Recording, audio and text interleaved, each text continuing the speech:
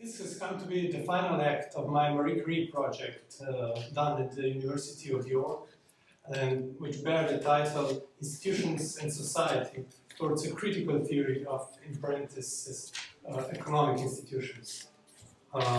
So if I may, let me just briefly describe the motivation as to which this project was conceived. The underlying circumstances were, of course, the global financial crisis and the financial turmoil that started in 2007 in the US with the collapse of the Lehman Brothers, and of course in Greece and Europe with the sovereign debt crisis that lasted over 5 years. In either case, the political repercussions have been immense and sustained. On the one hand, the populist backlash to the monetary union, and on the other, the attempts to preserve this monetary union, including both the proposals how to integrate monetary and fiscal union, that would significantly change the institutional setup, raised questions of how do we think of institutional frameworks and what is their character for the decades to come. Now, in any case, we can conclude that the first decade of the century did not show itself to be resilient to the coming times ahead. But these chronic economic issues were to be, and unfortunately only superficially, overshadowed then by an even bigger collective shock that was announced on the 11th of March in 2020, that of COVID pandemic. Now, in the Great Recession, the panic was contained merely to financial markets and businesses, and only indirectly to households, then here the panic became almost widespread. And the severe virulence and pathogenicity, along with the moderate morbidity and mortality, particularly in older age groups, have sent both formal and informal institutions to the highest level of alert. And indeed, we can acknowledge that the timing was of the utmost importance in controlling the pandemic, taking preventive actions such as social distancing and mass vaccination programs. There is no argument that humanity as a species exercised its instinctual drive for self-preservation. But on the other hand, and what José Saramago brilliantly captured in his essay on blindness, but also Camille Plague, is that it comes down to how all these measures were in fact and de facto implemented by the institutions. And this becomes an entirely different story, and we're talking worldwide here. What we saw was an orchestration of complete disproportionality of action, most often than not of contradictory measures, science ideological driven narrative on different ends, but also authoritarian mass control, unnecessary mass fear-mongering, experimental mass vaccination and unvaccinated segregation, a war-like profiteering, a blocking of non-mainstream viral remedies, with much more could be said about that. But if you put it into more theoretical terms, it was a simple illustration of what Cornelius Castoriadis, by the way, whose centenary, whose 100 years of birth exactly this year, has called the difference between autonomy and heteronomy. So the term nomos usually describes the law, or with Castoriadis it acquires also the meaning of social custom, convention, and institution. It is precisely the difference between the auto as self and hetero as other that defines this particular situation. There was no autonomy here. All we were witnessing was a rule of the other or the others, which is in another sense a form of self-alienation or suppression, if you will. By other instance, say a master plan or some higher parental bent entity, as Hegel would put it. In the last instance, it became an overt recount of terms by the other. So, to the structure of our imaginaries, it consequently becomes the incapacity to our seeing of something else possible, and in turn, it rather becomes an amalgamation of concrete material practices, organization, and function. So, looking back at the last 2 years, we hear everywhere talks about the so-called new reality. So, I've heard about a kind of social transformation kicking in. So in the context of my project, I understand this as a change in the institutional framework. But how is this transformation actually unfolding? Observing more closely, one could hardly call this an unraveling revolution or a revolutionary or emancipatory break. It can be perhaps better described as a culmination of smaller and greater evolutionary increments and consequent adaptation and mutation of institutions. So if I put it just in a fashionable context, Catherine Malabou, a plastic modification of social framework.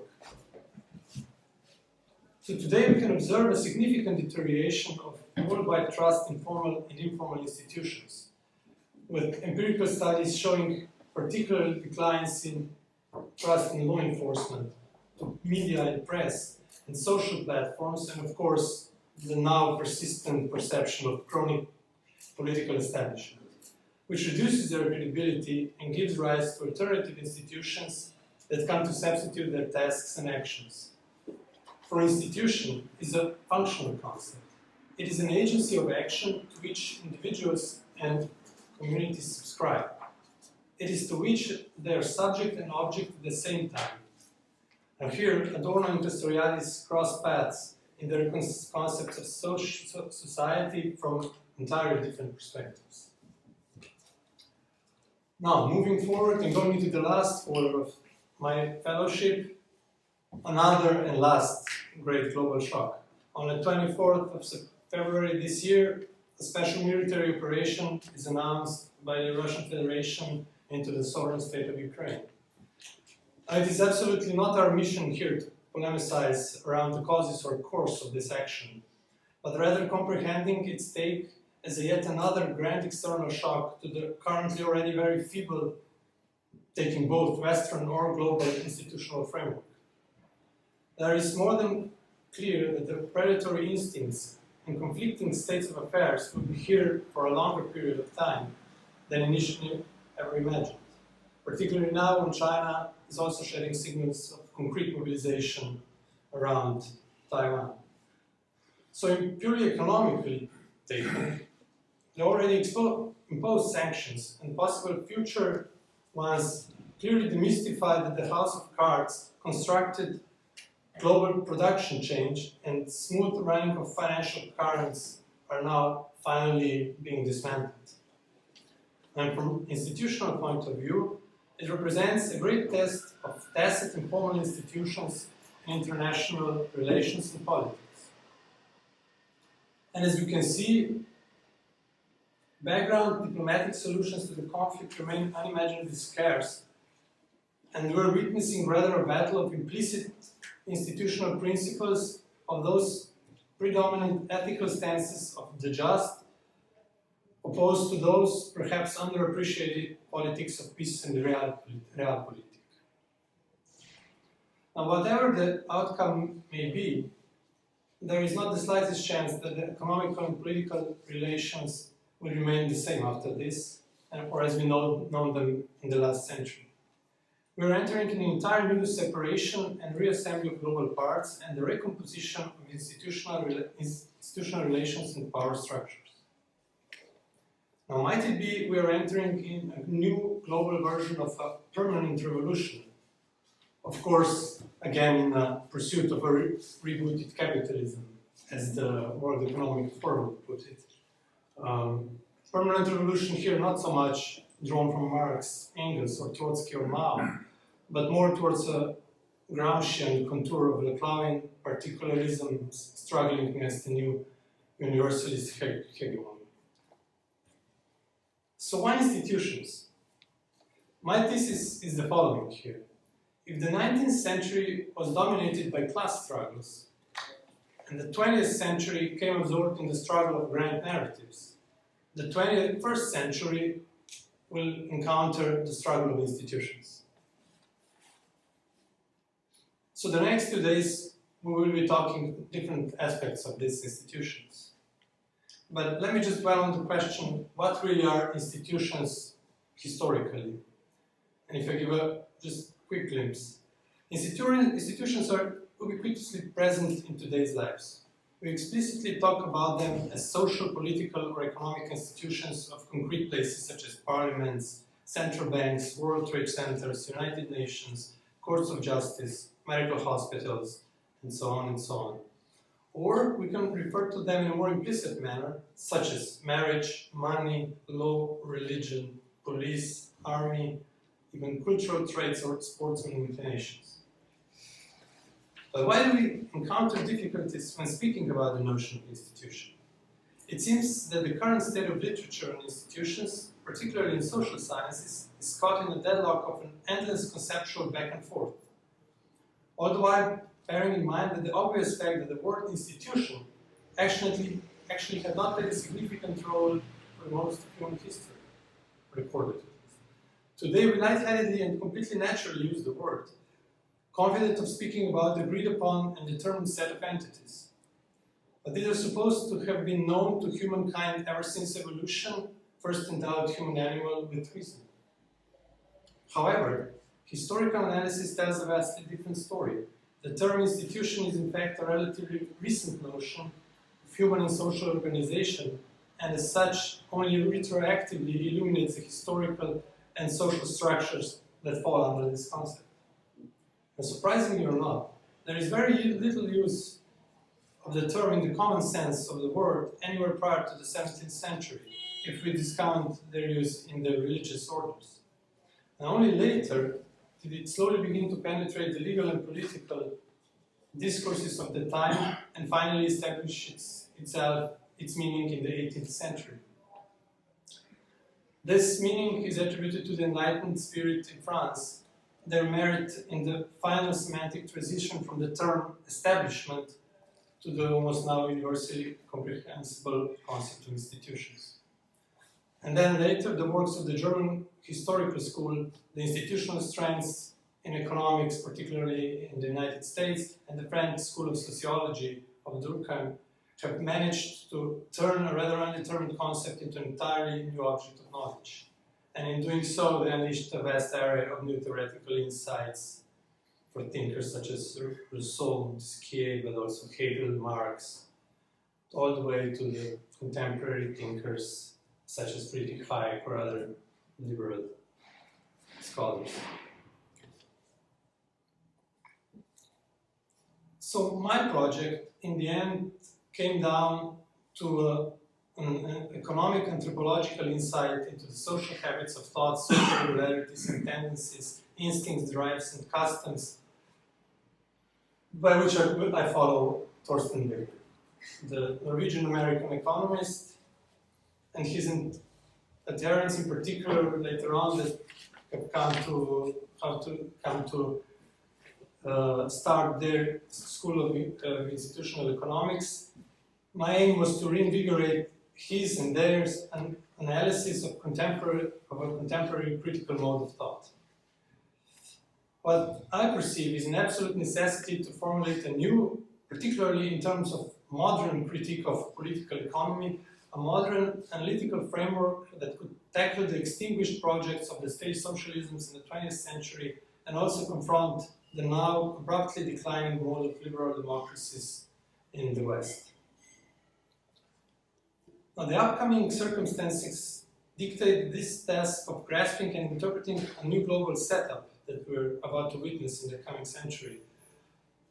What we're talking here is not just international political relations, but also technological advancements of artificial intelligence, of biotechnologies, of virtual spaces, of big data economics, which are already very succinctly put by novelists such as Jonathan Franzen or Kazuo Ishiguro, or the whole of the cyberpunk genre, which puts us into thinking that our incapacity to comprehend the technological ramifications are here and we need to address them now. And to confront these challenges, our conceptual apparatuses need to reassess the historical conditions of economic, political, sociological, psychological, and so on, of the rise in these new technological advancements, but also taking into account the environmental damage, while still sustaining the leitmotif for universal ideas such as equality, enlightenment, communism, justice, etc. So this project has a particular angle of approach. I call it the renewed back to the tables approach, with a revived interest in philosophical and sociological interpretation of economic concepts in the hope of finding a different rationality for contemporary economisms. This is why we should remain faithful here to Herbert Marcuse's famous remark that, I quote him, philosophy appears in the concepts of economics, end quote, and retain the search for a conceptually stronger economic system. Such undertaking, however, presupposes a philosophical debunking of the prevailing conceptual dispositive and requires a rigorous rearticulation of economic objectivity. The persistent conceptual unresolvedness of the now already 3-century-old economic categories is just astonishing. And one thinks about the current perception of economic objectivity. Does it seem like it is presenting us with an ever more opaque, chaotic, and yet completely oriented reality? Or could it be just the opposite? We have Badiou talking of disorientation, but we also have Rancière and Balibar turning the tables, stating we're living in a completely oriented world. So the question poses itself, is it really so immensely determined we have surpassed the point of our capacity to critically reflect upon it? And one possible answer to this question most certainly lies in the fact that an adequate disambiguation, apprehension, reinterpretation and fixation of the most basic economic categories is still in progress, taking absolutely far too long.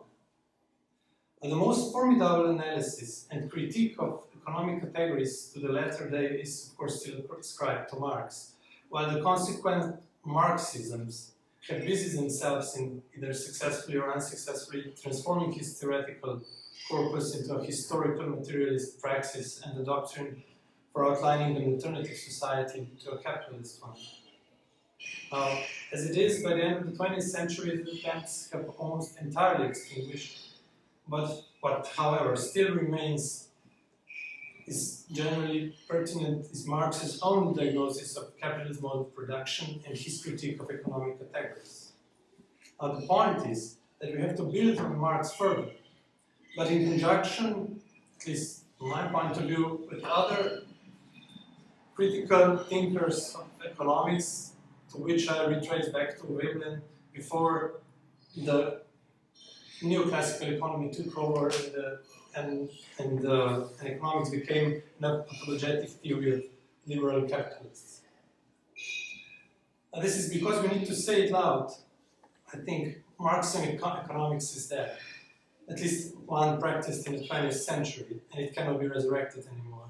And the same goes about Keynesian economics, which was an ad hoc inquiry into the causes of the Great Depression and the response to a particular point of time, but has now become rather a catchphrase for a lavish government spending all around. What we are left now, in economics at least, is a neoclassical mainstream theory, which is just a horrific conceptual inadequacy of conceptual determination, and on the other hand, we have a fragmented heterodox range of alternative economics schools which cannot pose a coherent system of thought. So I would just like to conclude by saying that it was held not so long ago that the 21st century has not yet begun. But I believe now is a tipping moment with the overture of the financial crisis, and now supplemented with the COVID pandemic, and now with the Russian-Ukraine conflict, that we can say finally has begun. And we can also say that the times cannot be retraced and cannot be restored, and we need to prepare a new way and mode of thinking for these diverse shocks and the world after. And the world that will no longer be that much focused on particularities, but we once again have to rethink and rediscover the universe. I thank you very much for your patience.